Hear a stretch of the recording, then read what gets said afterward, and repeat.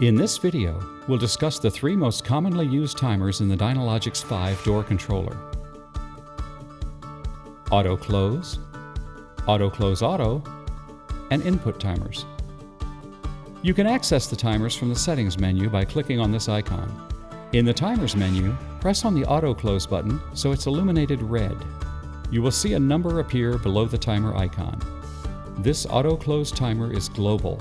All inputs will default to it unless changed. You can set the number of seconds for the auto close timer here. Auto close auto is a custom feature that will take measurements from the photocell inputs and attempt to minimize the amount of time the door is open. When this feature is turned on, the door will start from the global auto close timer.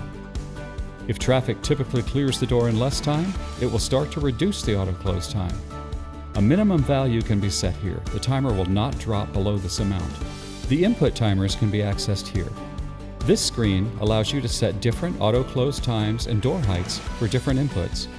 For example, if you want a pull cord to operate the door differently for pedestrians than a sensor would for a vehicle, you could set the pull cord input to open the door to 50% height and auto close in 8 seconds.